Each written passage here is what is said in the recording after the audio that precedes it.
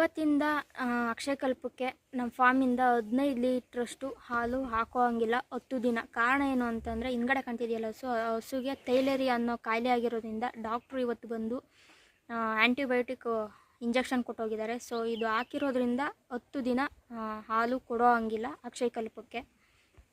ಅಕ್ಷಯಕಲ್ಪ ಅವ್ರದ್ದೇ ಆದಂಥ ಕಂಡೀಷನ್ಸ್ ಇರ್ತವೆ, ಅದರಲ್ಲಿ ಇದು ಒಂದು ಕೂಡ. ಆ ಥರ ಏನಾರ ಮೋಸ ಮಾಡಿ ನಾವು ಹಾಲು ಕೊಟ್ಟರೆ, ನಮ್ಮಂಗೆ ಸುಮಾರು ಜನ ಫಾರ್ಮರ್ಸು ಹಾಲು ಕೊಟ್ಟು ಕಳಿಸಿರ್ತಾರೆ. ನಮ್ಮದು ಆ್ಯಂಟಿಬಯೋಟಿಕ್ ಹಾಕಿರೋದ್ರಿಂದ ಅದನ್ನೇನಾರ ಕೊಟ್ಟರೆ 2000 ಲೀಟ್ರಷ್ಟು ಹಾಲು ಹಿಡಿಯುತ್ತೆ BMCಲಿ.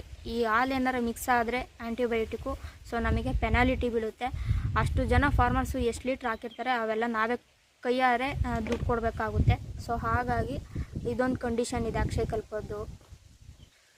ನಂತರ ಹೇಳೋದಾದರೆ, ಇವತ್ತು ಡಾಕ್ಟ್ರು ಬಂದು ಹಸುನ ಮತ್ತೆ ಚೆಕ್ ಮಾಡಿ ಇವತ್ತು ತೈಲೇರಿಯಾ ಅನ್ನೋ ಇಂಜೆಕ್ಷನ್ ಹಾಕೋಗಿದ್ದಾರೆ. ಸೊ ಆ ಇಂಜೆಕ್ಷನ್ ಬಂದು 1500 ರೂಪಾಯಿ ಆ ಒಂದು ಇಂಜೆಕ್ಷನ್ನು. ಅದು ತೈಲೇರಿಯಾ ಇಂಜೆಕ್ಷನು, ಬೇಗ ಕ್ಯೂರ್ ಆಗುತ್ತೆ. ಸೊ ಹಾಗಾಗಿ ಹಾಕೋಗಿದ್ದಾರೆ. ಸೊ ನನಗಂತೂ ಸಖತ್ ಬೇಜಾರಾಯಿತು. ಕಾರಣ ಏನು ಅಂತಂದರೆ, 3 ವರ್ಷದಿಂದ ಈ ಹಸುಗೆ ಒಂದೇ ಒಂದು ಕಾಯಿಲೆ ಕೂಡ ಬಂದಿಲ್ಲ. ಕೆಚ್ಚಲು ಬಾವು ಅನ್ನೋದು ಬಿಟ್ಟರೆ ಅದು ಕಾಮನ್ನು. ಬಟ್ ಸೀರಿಯಸ್ ಆಗಿ ಆಗೋವಂಥದ್ದು ಯಾವುದು ಕಾಯಿಲೆ ಇರಲಿಲ್ಲ. ಬಟ್ ಇವತ್ತೇ ಬಂದಿರೋದದು. ದೇವ್ರ ದಯೆಯಿಂದ ಬೇಗ ಗುಣ ಆದರೆ ಸಾಕು. ಇದರಿಂದ ನಾವು ಅನ್ನ ತಿಂತಾಯಿದ್ದೀವಿ, ಯಾಕಂದರೆ ಇದನ್ನೇ ಮೊದಲನೇ ಹೊಸ ನಮ್ಮ ಫಾರ್ಮ್ಗೆ.